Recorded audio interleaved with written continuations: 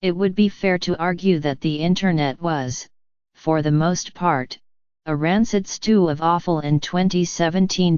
But it wasn't all bad. Let's not forget those flashes of light, the videos and memes that brought genuine joy into the world. There were moments of goodness and humanity, and they deserve to remember. Robert E. Kelly, a political science professor at Pusan National University in South Korea, was live on BBC in March offering analysis of an impeachment scandal, but his children just wanted to hang out with their dad. A 4-year-old toddled in mid-interview, followed closely behind by a 1-year-old in a walker, followed closely behind by their mother, Young-A Kim, who desperately tried to lead them out of the room.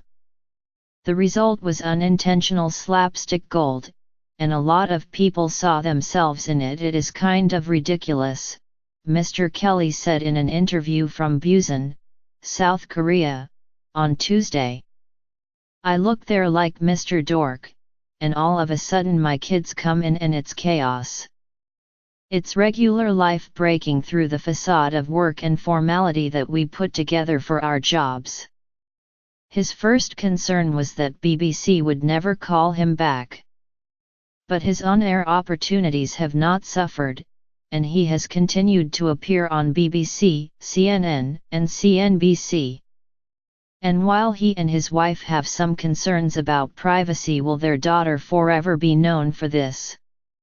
They have largely embraced the hoopla. It makes us happy. It made so many people happy, he said. One thing that has changed: he now locks the door when he's doing live television.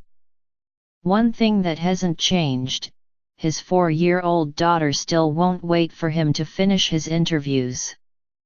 Now she'll just bang on the locked door, since she knows he's in there. He spoke to the Times on his cell phone as he returned home from dinner, and she was supposed to be asleep as he walked in. But she waited up for him, and this reporter could hear giggling and squealing in the background as she watched her father speak on the phone. Mr. Kelly repeatedly paused the interview to try to bargain with her, but she drove a hard bargain. Please just let Daddy talk on the phone for 1 minute, he said to her. Please, baby, please. We weren't offended. Make sure you have your sound on, then watch this. Maybe watch it a few dozen times. No one was harmed in the making of the video. Jonathan, 5, and the pocket knife he got his hands on were corralled by adults after a brief chase around the pool, said Chelsea Ryan, 22, who threw the party in her Joppa, MD, backyard for her mother's birthday. Jonathan is her godson, and she had taken the video to send to his godfather, who is stationed with the Navy in Hawaii. I was terrified, honestly, she said in a phone interview. That's why the video was so short. We didn't know what he had. The woman inaccurately known as Knife Mom, the voice of horror, is April Halsapple, 20, a family friend who had met Jonathan only once before. But her maternal instinct kicked in when she saw him running with something in his hand. She said in an interview he had a look on his face like he was up to no good. She said, Don't get confused, he's normally a good boy, Ms. Ryan, and Ms. Halsapple said. Sure, he's got a lot of energy and likes to have fun, but he listens when his parents tell him something is wrong, as they did soon after the video ended. Turns out, the clever little sneak had pickpocketed the knife from his uncle. Days later, a friend found the video on Ms. Ryan's phone and tweeted it out to the world. They find it as funny as everyone else does, and enjoyed seeing their video on The Ellen Show and Fox News. Jonathan doesn't understand what it means to go viral on Twitter. But he thought it was pretty cool to see himself on YouTube, Ms. Ryan said. Ever lay out the perfect plans, only to have a totally unforeseen wrinkle come in at the last second and ruin everything? Since everyone can say yes to that question, It's hard not to relate to the anguished cameraman in this video. Jason Rudge, a video producer at the Weather Channel, had arrived at a media platform at 4 a.m. on November 20 to livestream the Georgia Dome's implosion on the channel's Facebook page. The implosion wouldn't happen until 7:33 a.m., so he had plenty of time to set up the shot.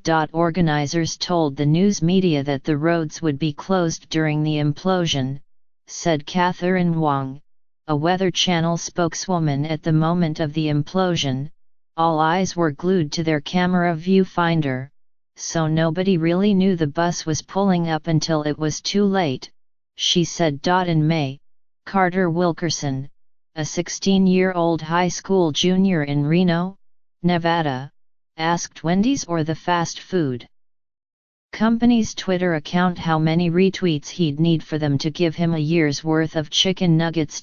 Get 18 million, the company responded, and he'd be flush in nuggets. While he didn't make it to 18 million, he did set a record for history's most retweeted tweet, passing the famous Ellen DeGeneres Oscars selfie that had 3.4 million at the time. On a social network where politicians shout into echo chambers and celebrities play out their lives in front of us, the world had never rallied behind a single tweet the way it did for an unknown teenager with a craving. His life rapidly changed. He appeared on The Ellen Show. A Victoria's Secret model in New York offered to buy him a Frosty. He made a cameo in a Katy Perry music video. He went from 200 Twitter followers to 114,000. Before the fateful tweet, he wasn't one to call attention to himself, he said last week in a phone interview. He would skip his school's talent shows, worried that he'd embarrass himself, but I got used to it, and I grew into it, and it has definitely changed me as a person, he said. The company did give him nuggets for a year in the form of $1,000 in gift cards. He didn't use them much in the fall because he was a captain on his school's football team, so he was trying to eat healthy, he said. But he has no such restrictions now and has been going to Wendy's about every other day, he said. Is he sick of nuggets? Not yet, he said. But the gift cards have given him the option to branch out on the menu. Sometimes if I'm not in the mood for nuggets I can get a Baconator or something else, he said. Let's not overthink this. It's a dancing hot dog. In June, Snapchat allowed users to superimpose an animated hot dog into their videos, and the animated hot dog had some sick moves. It would dance on a desk, on the top of your dog's head wherever a camera pointed, there it was. People loved it. By August, when Snapchat pulled it down to cycle through new lenses, it had been viewed more than 1.5 billion times. A spokesman said our dancing hot dog is most likely the world's first augmented reality superstar, Snap's chief executive, Evan Spiegel, said during an earnings call, according to Fast Company. Thank you also to Distracted Boyfriend, Roll Safe, Meryl Streep singing, Blinking Guy, The Floor is Lava and Salt B.